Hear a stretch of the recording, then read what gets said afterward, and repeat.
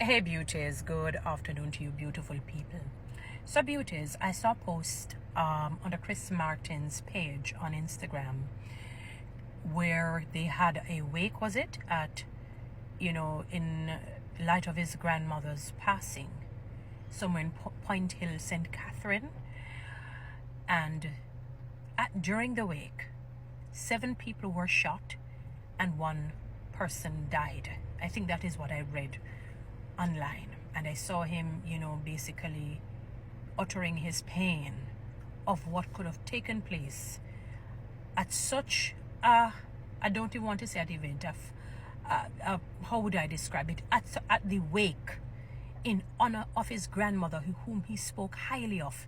He honored her in her words. He talked about the teachings, the spiritual teachings that she would have imparted to him and maybe her other grandchildren, if she has others, her children or child, or whatever the family lineage is. And he was so saddened to know that it ended in a sort of turmoil and somebody life being lost in a heinous manner. And my beautiful Jamaicans, I think we have exhausted talking. It is like the scripture that says, you see somebody in wrong, you go to them and you caution them, or you speak to them.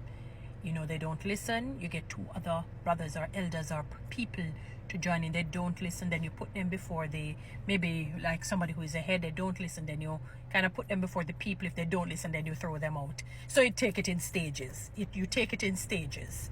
And I'm using that example that the Bible promulgates about dealing with wrongdoing. And it's talking about specific things in terms of channels, because we have to live in a world of order and accountability.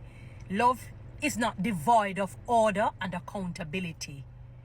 Love is not devoid of respect. That is why I say I did a post previously about what love is. Love is more than enough, because people think that love is a feeling. It is not a feeling only. Feeling is a small component of what love is. There are characteristics that must be applied for it to be dubbed as love. If these are not applied, you won't kill people, because we're not perfect, even if you don't go to 100%, but at least 80. Then it is really not love. You've bordered on something that is infatuation, lust, things of the flesh that is not of God. It's not God born, man made, really. Now, my beautiful people, I'm saying all of that to say this. I think we have spoken enough as it relates to crime and violence. All of us, barring none, we have come up with wonderful things to do.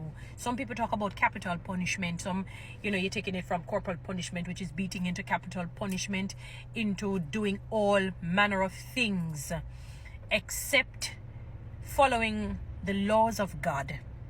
But you know what? When you don't follow the laws of God, then you kind of put him in a position for him to act.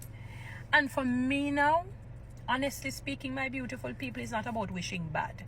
It's about being realistic and showing people that you can't just live in disorder, lawlessness, disrespect, and expect people to just conform to that way of life. No sanky, no sing so. It is no, we can't live like that. And I really pray God's wrath to come on this country, because nobody is listening.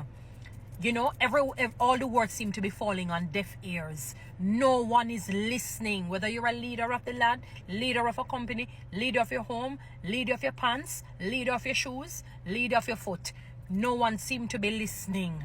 Now, when God talk, nobody can bark.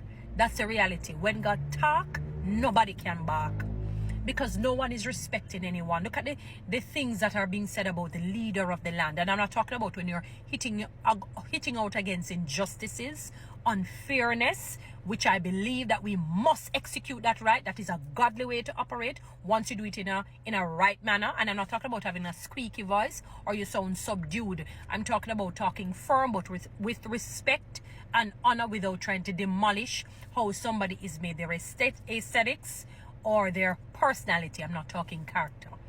I'm talking personality. The country needs God's wrath. That's the only way I find that we will listen. You know how you realize that, I've heard people saying that Jamaicans love poverty because they sit down and they watch successive governments after government, and not just one, watch the country just go down in a rut financially, and they do nothing about it. They do nothing about it. They sit down and just, all we do, we talk and talk and talk. So we're like the teethless dog or the teethless lion. You know, the Bible talks about like a roaring lion. The devil is like a roaring lion. You know, the roar scares you, but really he's not the lion or the eagle. And that is what I find that we are. So for me, I want God's intervention. But when he intervenes, people are not going to like it. You know, I just pray that he protects the people who ought to be protected. Let us put it that way. The right people who ought to be safeguarded and ought to be protected. That is just my prayer. When Noah spoke for, you know, over 100 years or thereabout to the people, or 70, was it 70 or 100? How long did Noah live again? Oh, Noah lived very, very long. Right? About, you know, the wrath of God. They laughed and mocked him, and they said all manner of things. Never believed him till the day of reckoning came. Till the day of reckoning came. Till the day of reckoning came. This is, I don't even know what to bother this on, to be honest with you. It is just beastly, satanic, demonic. And I'm not being an enthusiast or being overly zealous or overly, you know, spiritual, as we love to use. I'm being realistic, my beautiful people. You know, a colleague of mine was saying that some kind of thing was going on, some wranglings or whatever it is was going on in that, is it Cudger Hill, Point Hill, or wherever it is. And even then, you know, you see that they're having a wake for this lady. And on the basis, or the pronouncement of her grandson, it seemed to be a stalwart of a woman. And 7 people were shot at this wake because the invasion of it. And 1 person died. We have no respect for life. How mankind is operating now, I would think that God is the created being and we are the creators. And that they created the earth and the fullness thereof, and they that dwell therein. It seems as if it is not God. Because they're operating extremely lawless, godless, without any sort of fear for anything. They fear no man, no beast, nothing at all. They do not fear God. And they don't understand who he is. And there are some righteous people, you know, who are calling and asking him to intervene. Because remember, you know, God has given earth for man to take dominion over. So we are like the CEO. You don't find that the chairman, let us call the owner of a business, coming and sort of overthrowing right away. He or she talks with the CEO to say, what are your plans? What it is that you're doing? Talk to me about the running of the company. So God owns the world, yes. But he has given us, we're like CEOs of it, to manage it. We are built to be managers of the world. And if you mismanage it, then God, you know, will set up some people to call out to him to come and intervene in the situation. And I am calling out to God. I want him to come and more than intervene. If his wrath, let it be his wrath. And I think maybe it should be, because people are not respecting each other. They have decided to breach the greatest commandment, which is they don't love God with all of their hearts, with all of their souls, with all of their minds, with all of their strength. And part B is that they do not love their neighbor as how they love themselves. You may say some people don't love themselves. So let us break it down for you to understand it using the laws of deduction.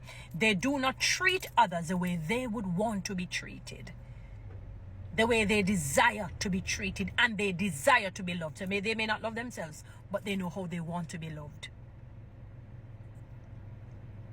You come and they desecrate almost, or desecrate really, a wake in honor of this woman who was professed to be a stalwart of a woman.